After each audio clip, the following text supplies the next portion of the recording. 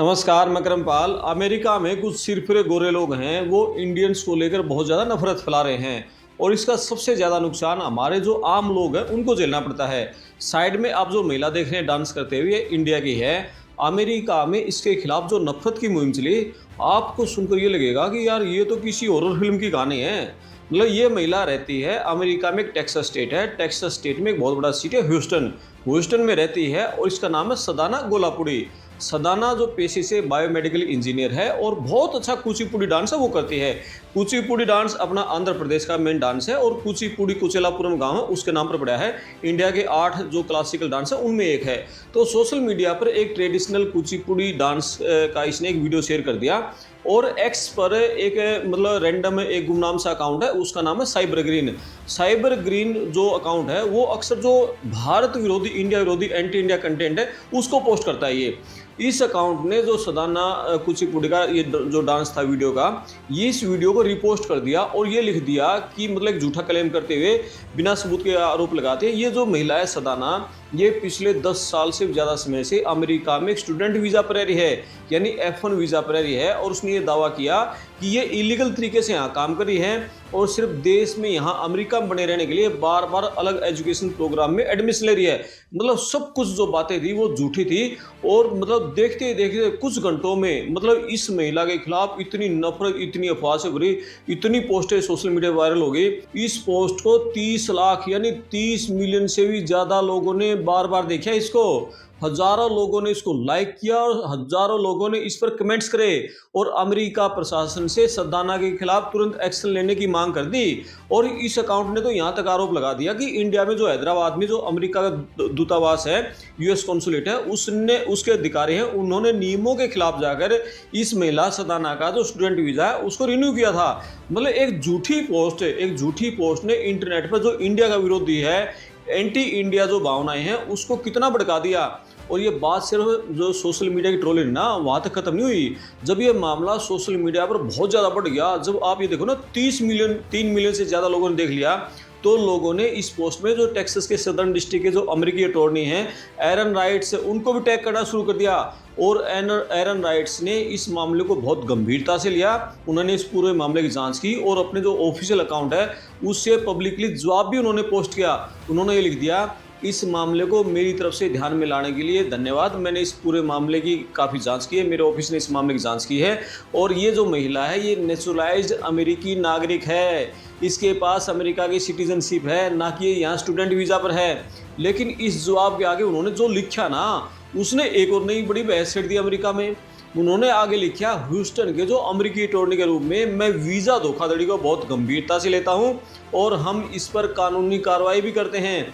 America की धरती पर न तो अवैध जो इमिग्रेंट है ना उनका स्वागत है और ना ही जिन्होंने अवैध तरीके से कानूनी दर्जा हासिल किया उनका भी यहाँ स्वागत नहीं है।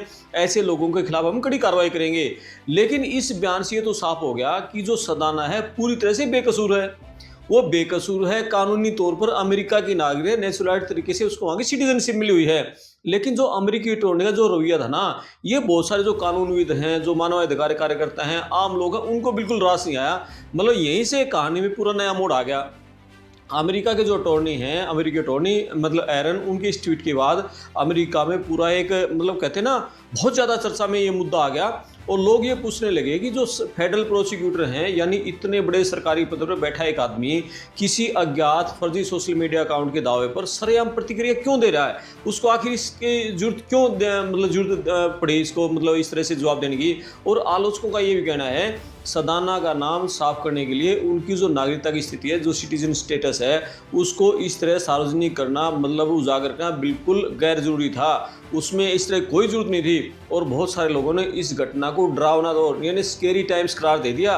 मतलब एक महिला नागरिक है और उसके खिलाफ कितनी मुहिम चली, क्या क्या उसके खिलाफ लिखा जा रहा है। उनका ये कहना है ये बहुत चौंकाने वाला है कि कोई मतलब बेनाम एक्स अकाउंट है वो फ्यूचर में किसी भी जो लीगल नागरिक है उसके खिलाफ ऐसी अफवाह उड़ा देगा और अमेरिका सरकार से सीधा रिस्पॉन्स हासिल कर लेगा।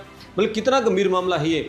और बात इतनी बढ़ गई कि बहुत सारे जो जागरूक नागरिक है ना, जो अमेरिकी नागरिक हैं, उन्होंने यूएस डिपार्टमेंट जस्टिस के ऑफिस ऑफ जो प्रोफेशनल रिस्पॉन्सिबिलिटी है उसमें औपचारिक शिकायत भी दर्ज करवा दी, कंप्लेंट दर्ज कर दी। मतलब उस शिकायत में आरोप लगाया गया कि जो सरकारी अभियोजक है उसको एक झूठे आरोप लगाने वाले के सामने किसी महिला की नागरिकता की जो व्यक्तिगत जानकारी है उसको सार्वजनिक करनी चाहिए थी। ये एरन ने बहुत गलत किया है और इस तरीके से जो अफवाह फैला रहे थे इन लोगों पर भी एक्शन होना चाहिए।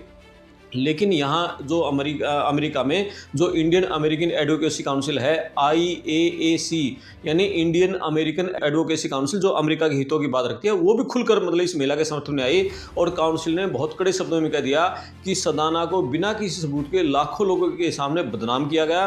उन्होंने मांग की है कि उस फर्जी अकाउंट है उसकी मूल पोस्ट को तुरंत डिलीट किया जाए और सदाना से सार्वजनिक रूप से, पब्लिकली रूप से उतनी ही प्रमुखता से माफी भी मांगी जाए। मतलब जो काउंसिल है, इंडियन एडवोकेसी काउंसिल है, उसने ये भी कह दिया अगर सदाना मानहानि डेफामेशन केस का मुकदमा दर्ज करना चाहती है तो उन्होंने हर तरीके से कानूनी टेक्निकल मदद देने के लिए जो एडवोकेसी काउंसिल है वो तैयार है। और ये घटना कोई अकेली नहीं है, मतलब ये पहली घटना है।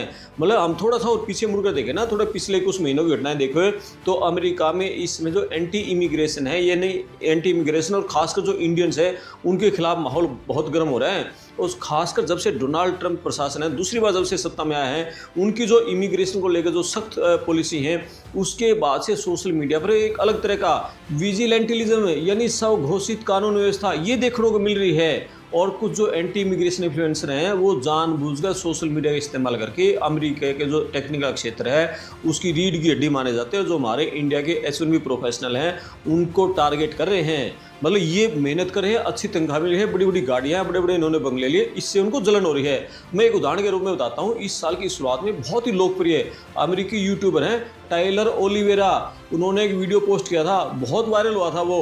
उस वीडियो में वो एक 7-Eleven स्टोर के अंदर घुसता है और वहाँ काम करने वाले एक कर्मचारी के पास जाकर सीधे कैमरे पर पूछता है क्या वह अमेरिका में H1B वीज़ा पर है, और उस कर्मचारी ने जो इंडिया के आंध्र प्रदेश का रहने वाला था सीधे सीधे ढंग से जवाब दे दिया हाँ कि वह H1B पर है। आप H1B हैं? हाँ। क्या आप यहाँ कार्यरत हैं? हाँ। आप कहाँ से हैं? इंडिया। इंडिया में कहाँ से?